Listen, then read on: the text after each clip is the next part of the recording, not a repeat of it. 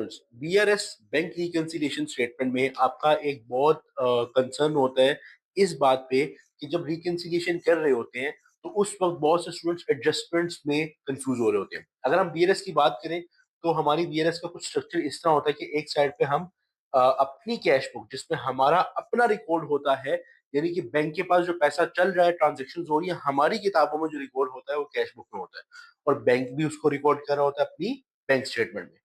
Reconciliation का मतलब ये है कि आप इन दोनों को इक्वल करते हो ताकि कोई भी डिफरेंस ना रहे। अब बात करते हैं अब बात करते हैं इसकी बैक स्टोरी पे। बैक स्टोरी मैं आपको यहां पे बताऊंगा।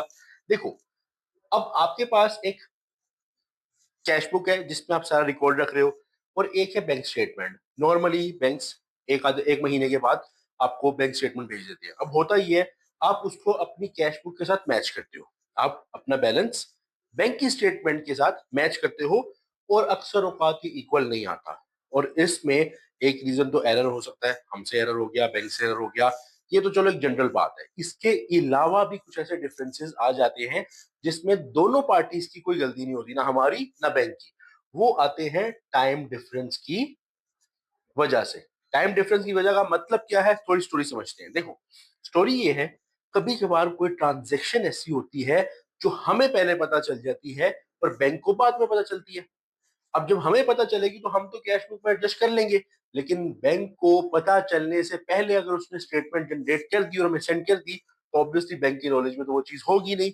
और इसी तरह कभी कभार ऐसे होता है कि बैंक को हमसे पहले कोई ट्रांजेक्शन का पता चल जाता है और हमें जब तक पता चलना होता है उससे पहले स्टेटमेंट जनरेट हो गई होती है। हम अपनी कैश बुक में उसको एडजस्ट नहीं कर पाते, मतलब नहीं किया होता, जिस वजह से डिफरेंस जनरेट हो जाता है। मैं एक आधी एग्जांपल इसमें लेता हूँ।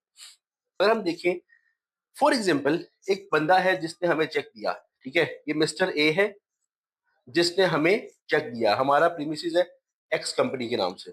उसने हमारे नाम पे एक चेक दिया और यहाँ पे हमें रिसीव हो गया चेक।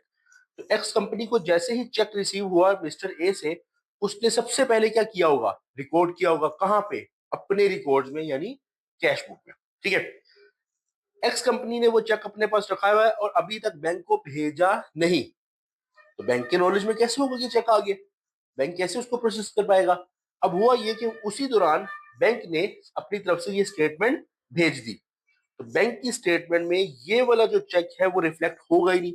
अब हमारे मुताबिक कैश ज्यादा होगा क्योंकि वो कैश आया था, और जो बैंक के मुताबिक है वो कैश कम होगा। तो इसका डिफरेंस कहाँ पे एडजस्ट करेंगे? अब देखो, हमने तो ऑलरेडी एडजस्ट कर लिया था ना। मसला कहाँ आ रहा था कि बैंक ने एडजस्ट नहीं किया था क्योंकि टाइम डिफरेंस आ गया था। तो इस तरह की एडजस्टमेंट यहाँ पे होगी और इस तरह की एडजस्टमेंट का नाम होता है अनक्रेडिटेड चेक्स। ऐसे चेक्स जो अभी क्रेडिट होने हैं बैंक में।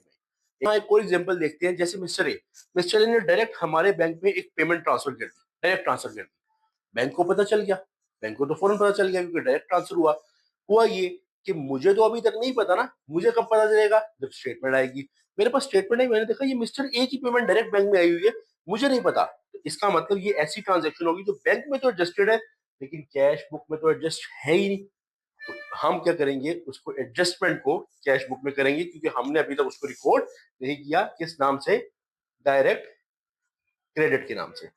अब इसके बैक एंड पे क्या स्टोरी है, डायरेक्ट क्रेडिट्स क्या है, ये टर्मिनोलॉजीज क्या है, इसके लिए ऑब्वियसली आप कोर्स में FA1 में, FA2 में, F3 में इस चीज को देखते होंगे। Meet you guys with another topic. मिलते हैं, ख्याल रखो, अल्लाह हाफिज।